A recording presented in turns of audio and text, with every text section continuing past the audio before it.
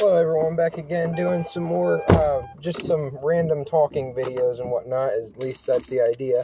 Just got in the car, didn't even really think too much about it, and just kind of went with it. I've got a decent drive here, probably 30-40 minutes. So let's see how many videos I end up getting up today. I wasn't able to record any TV videos yesterday. So I apologize for that, if anyone was looking forward to that.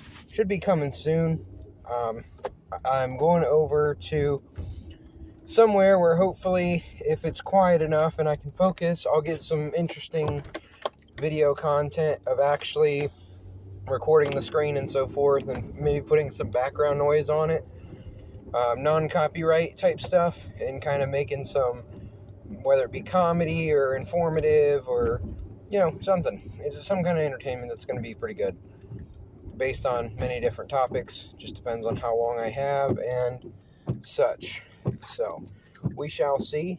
As always, hopefully you guys are doing great today and enjoying life. So yeah, recommend it.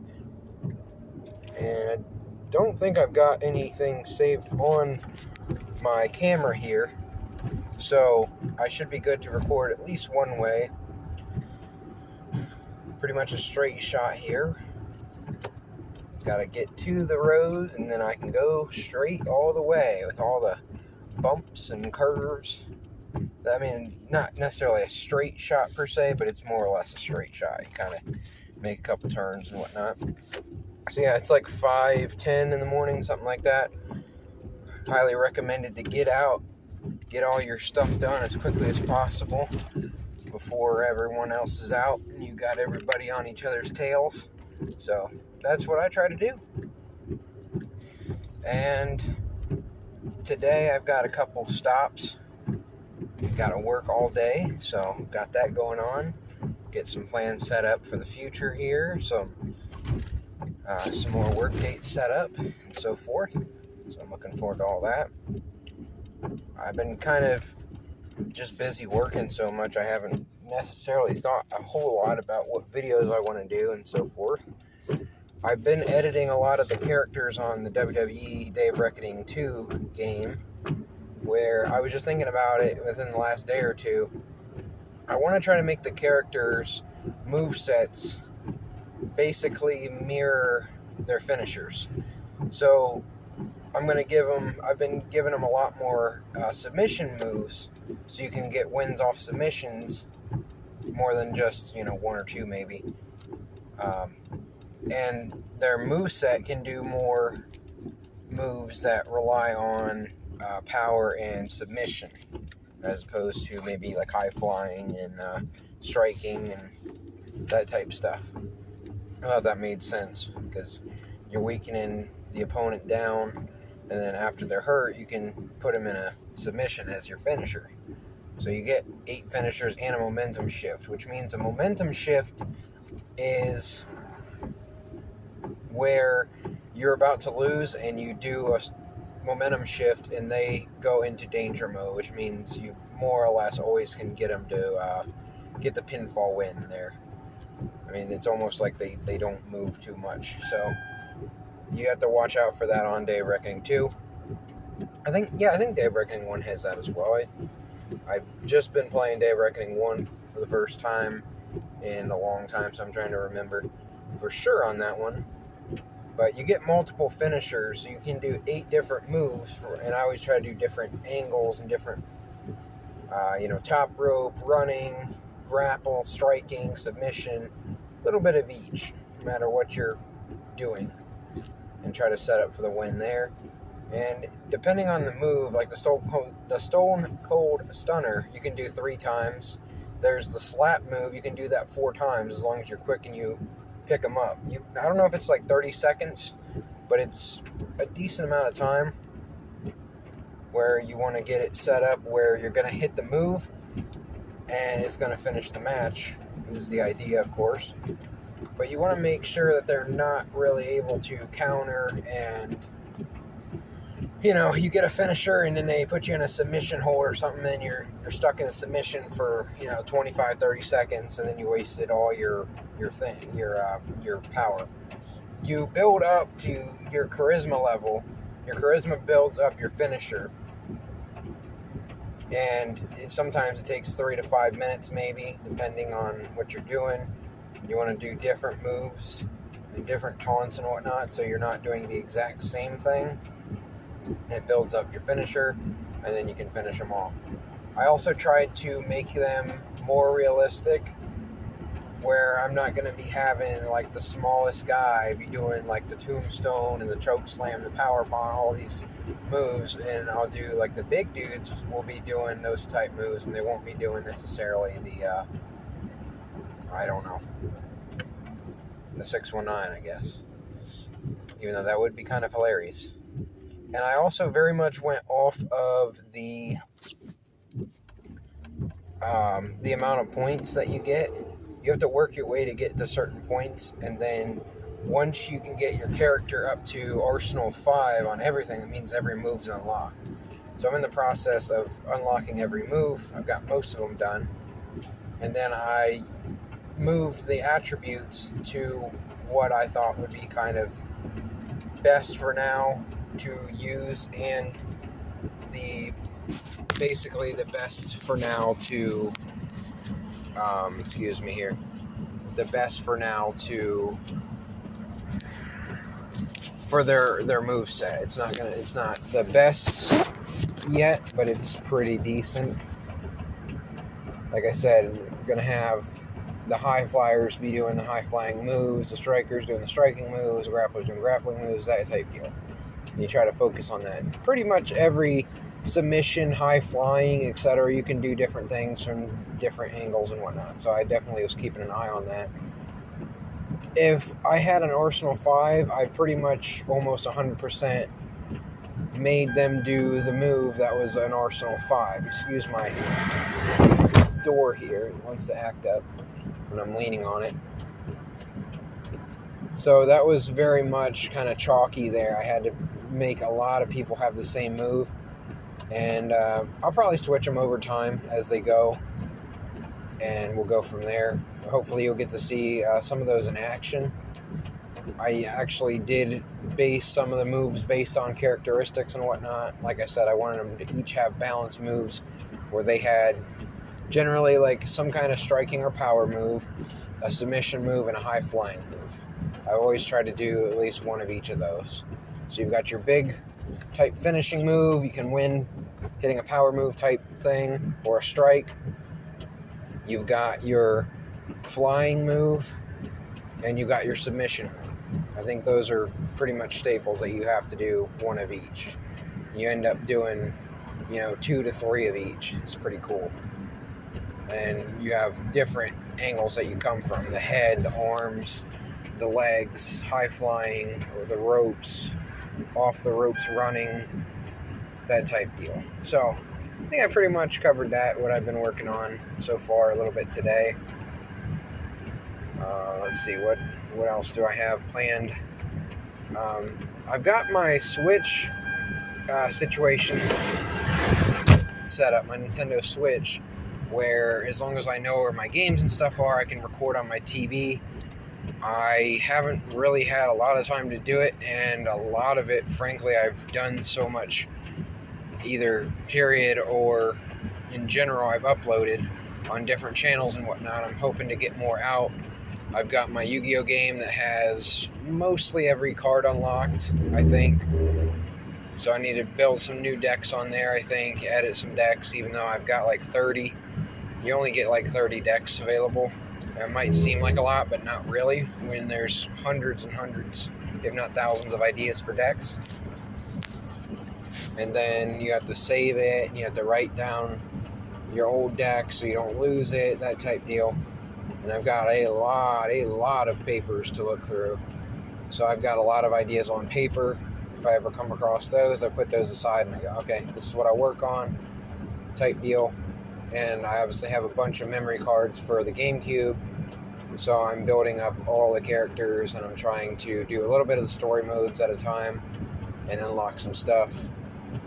Sometimes it's slightly monotonous where you're kind of doing the same thing. So any option, I try to do the different one. I think 1 or 2 of the story modes I have from the very beginning. I purposely tried to avoid playing those so I could do maybe some playthrough of the actual story mode, even though the first, at least on Day of Reckoning 1, the first bit of the story mode is very, like, you're basically training, like completely training on, they'll want to see you win without a finisher or counter or do a high flying move or win in a certain time or that type deal. And that's all fine and good. Teaches people how to play, I guess. But I've done that so many times and for so long. I've got this bright light in my face, almost trying to run me off the road here. It's a great time, I tell you.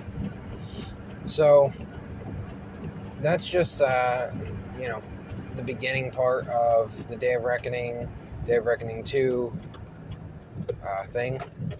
And yeah, this just came to mind, actually. I'll just say it. When I was much younger, it's been probably about 20 years ago or so, I remember that I think Day of Reckoning 1 had came out, and I probably had played it, and we probably played, you know, SmackDown versus Raw, whatever was out at that time, Here Comes the Pain, or these type games.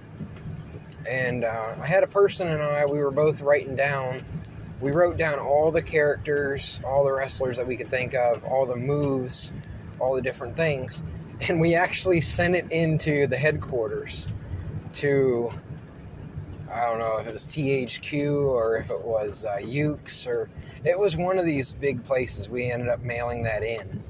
And the next game, the Day of Reckoning 2, was pretty spot on to what we recommended for them. So that was kind of hilarious. They got that mail and they're like, oh, heck, let's just take some of these ideas. But yeah, I thought that was hilarious. Like, I was, you know, much younger. And that's what we would do. I think we were sitting in the car on like a 4-hour trip or whatever, and the person I was with was a little bit older, so they were writing down all of my ideas and so forth. We came up with ideas and different match types and different things that they ended up making into the game. So, you know, I've always kind of said I had a hand in that to some degree, most likely. And I thought Day of Reckoning 2 ended up really well. It did quite a bit of things different. It introduced a stamina system as opposed to Day of Reckoning 1 didn't have a stamina system. Obviously some different characters were on it, different story mode. Those are the main things that I know off the top of my head. Graphically, it looks totally different. Day of Reckoning 2 is more of it looks more modern, frankly. And Day of Reckoning 1 was much more like kind of like blocky, like, I don't know, it just looks older. If you've seen older stuff, you can tell that they definitely changed up the graphics and whatnot on purpose, if that suits your fancy any. Let's see here, because they only came out a year from each other, so it wasn't an extreme difference. There were a slight difference for sure. Back to the Switch stuff, I do have my Yu-Gi-Oh game. I've got the, let's see, what do I have? I have the Pokemon games. I had a lot more stuff, and I wanted to show all that off, and then I ended up, I don't know whatever happened to 2 of my Switches. So I had 3 Switches at one time, and then it dropped me down to 1, and then I use someone else's Switch often too, so I have 2. So I don't know what I have on each one and so forth. I haven't really played my Switch much at all in months, really. It's been pretty hectic in the last 6 months or so, I would say. It's been very busy, as per usual. And usually I don't think to record, or I don't know what to say at the time. I'll get, 10-15 minutes of a drive. I'm like, I'm just going to just be getting started into something and have to cut it. So I usually try to go for it. If I have something of substance to say, I upload it, of course. I've been cutting back a lot more on It's only, what, Wednesday now? Since WrestleMania, I've been cutting back on WWE wrestling content online. Like reading, not necessarily reading, but like the videos and stuff, or the spoilers and that type deal. I've been trying to cut back on that. And I've got a lot of ideas on like how to expose the jokes of all these people, how they're trying to get people to believe certain things that aren't true, and all that type deal, and how they've just changed everybody. They've changed their mindset from every different angle. Even the wrestling people, it's like the wrestling fans are so much into their shows and whatnot, they don't see things from a bigger perspective, and you try to talk to them and they're like, no, that's not true. I know that I have no information about this, but I'm going to blindly debate you, or so to speak. Like, alright, I said my piece. I got another subscriber today, so I was at 296. I believe his name was Jimmy. So Jimmy, if you're listening to that, thank you for the subscription here. He commented on my Lawfield and Love serial killer video, where Lawfield and Love, Patrick was doing, Stefano was doing an interview. It was like an hour plus video, and they were just talking about the history of some serial killers and how fake and scripted that is, in case anybody believed a second of any of that was true. Why would you have a bunch of these people going and committing crimes for 20 years and then it just stopped?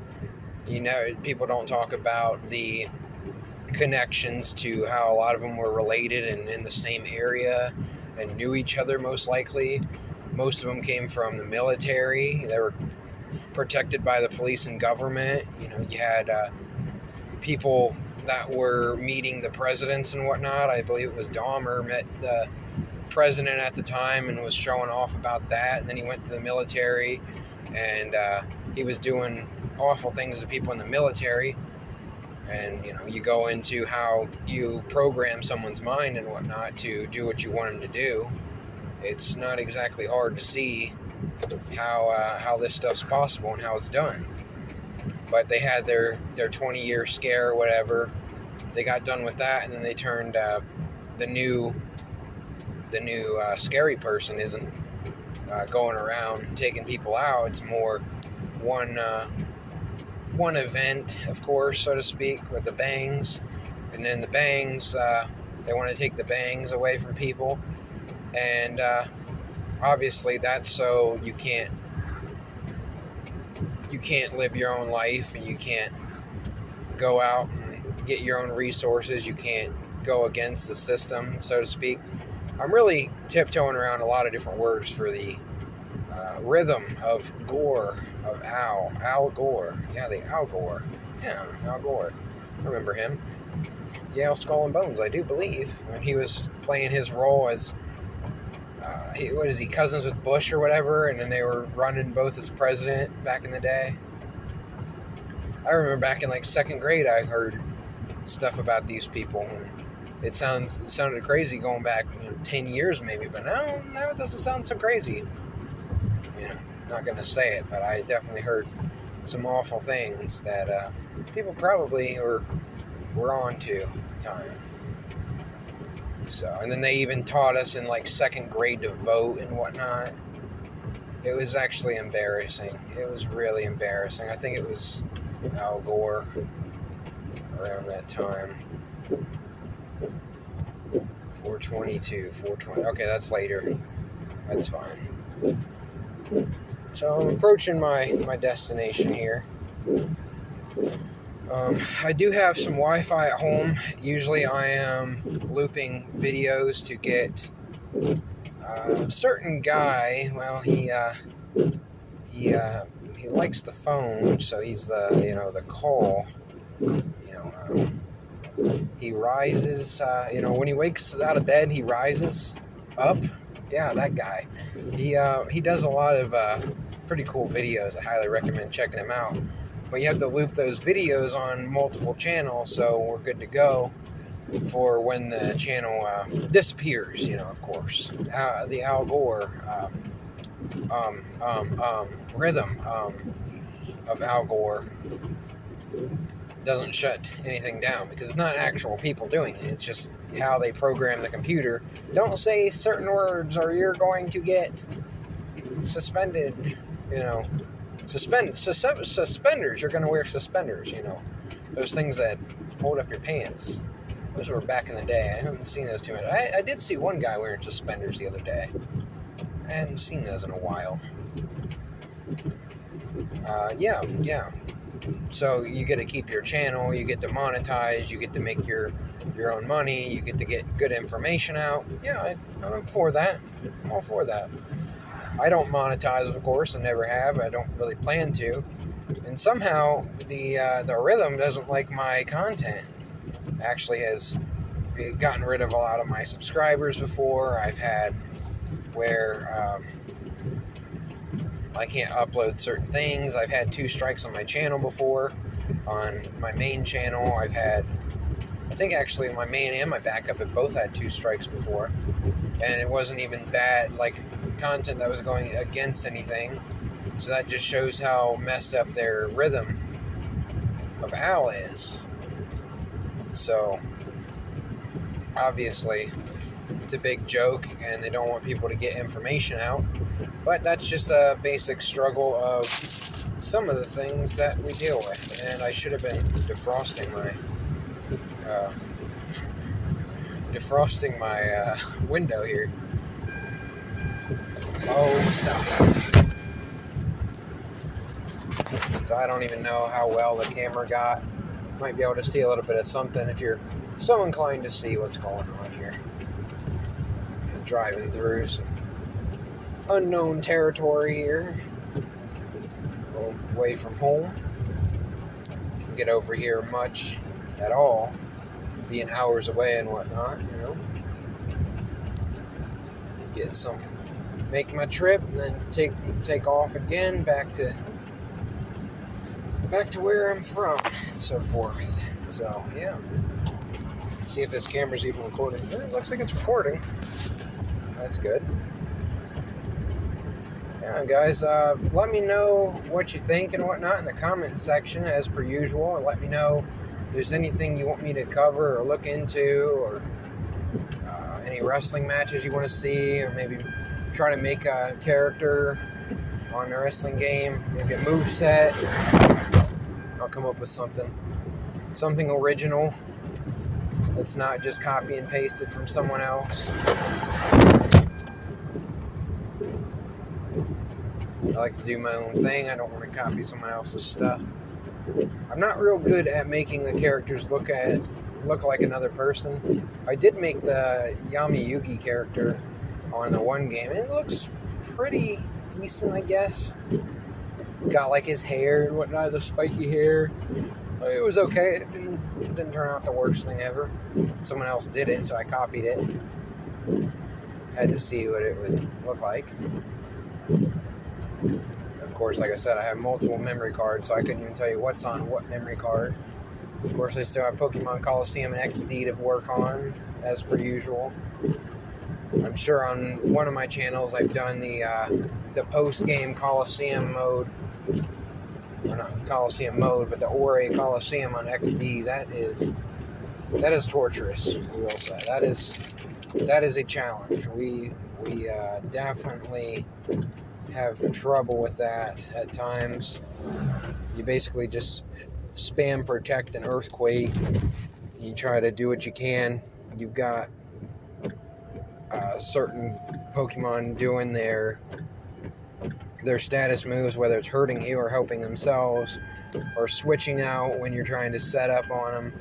So it's basically just I have 2 pretty fast Pokemon and 2 pretty slow Pokemon that hit hard. So it's just I have one flyer. I have Salamence usually. And I usually go Tyranitar, Rhydon, and Tauros. So I'll go like Earthquake on Tauros with Tauros, and then Protect with Salamence. And the next turn I'll go Protect with Tauros, Earthquake with Salamence. And you're hitting 2 at a time. So that's ideally the situation that you want to be in, as long as they don't do confusion or paralysis or freezing or burning, that type deal, or sleeping. Generally, it's okay. Sometimes you get 2 or 3 battles in and you get unlucky and you end up losing. But I think I've came a long way from being pretty smart on it to know what to do when, and knowing the matchups and that type deal. And I use the same 4 Pokemon, so I know my strengths and weaknesses, what I'm going to end up doing. So if you raise your Pokemon up more levels, then they raise more level. I think usually around that time in the game, you're at level 50 to 60. And they are definitely EV trained Pokemon, so you have to take whatever advantage you can do. So I definitely like the Protect Earthquake strategy.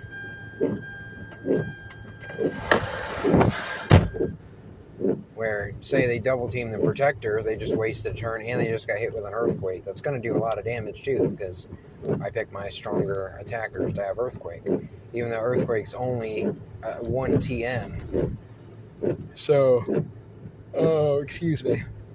Usually I give that to Tauros, Salamence, or Tyranitar, because I believe Rhydon learns it inherently. That's kind of the idea. You also can get Dragon Dance on Salamence, which can be helpful at times as long as they don't knock you out. The problem is with their EV trained Pokemon, a lot of times 1 Ice Beam will knock out my Salamence, depending on what level you're at. I've done this several times. And that's actually how you unlock the Lucky Egg. You unlock the Lucky Egg, and that gives you more experience points. But until then, you're kind of stuck. And you have to just go with what you can, because there's not a lot of different things, a lot of different people to battle after you get to the post game. You can battle the final boss, and you can battle Mount Battle for experience, but other than that, that's about it. Ooh, got like a motion headache here. Looking back and forth there, just mess with my head. Oh man, okay. Let's go see the great fun time here. First thing in the morning, get in, get out, be done before anybody shows up. Get my needs, get stocked up.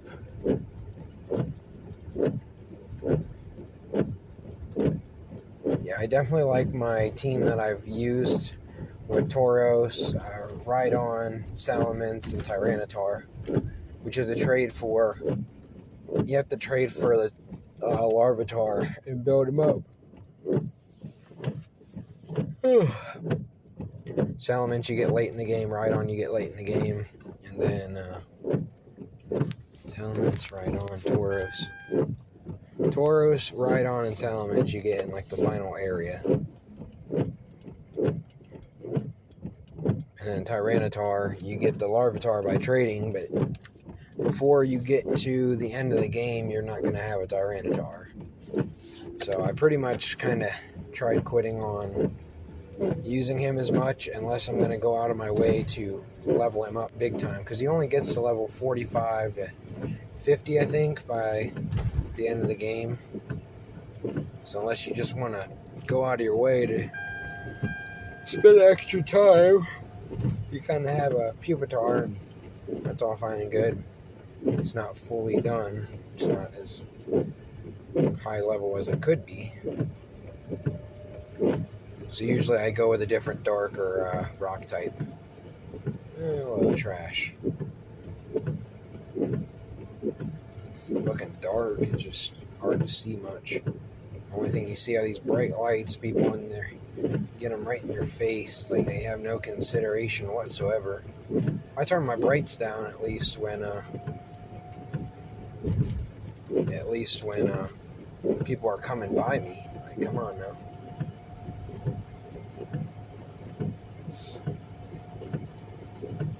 Oh man, it feels like a long drive.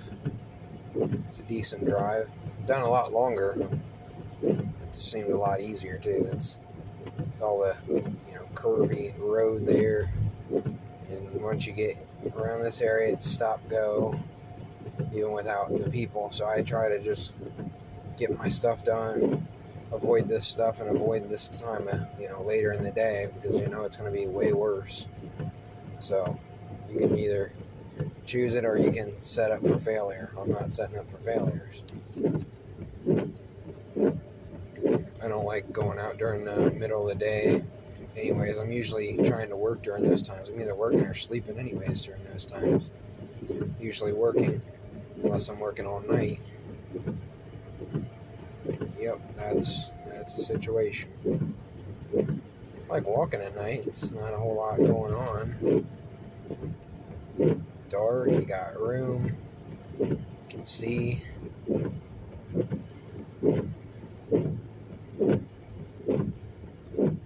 And they're already out for sure, some people. Not even quite 6 o'clock yet. So, I'm going to go grab a few things and see what's going on. Try to close my eyes for a bit. Woke up. Said, let me try to stay up for a little bit, work on some stuff. So I did. I was going to try to record, and I just didn't really have much to record besides me playing the movesets and whatnot. I didn't really want to do that necessarily, just recording me doing that. So I avoided doing that.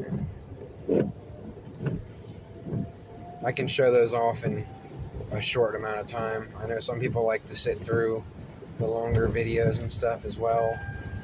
It just depends what people are wanting, so to speak. And I'd rather show off a 3 to 5 minute video of the move sets and whatnot, as opposed to me sitting there scrolling through and go, okay, maybe this would work for this character, maybe this would work for that character, and go from there and see what we want to set up for them. Hopefully you guys see what I'm doing here, and a lot of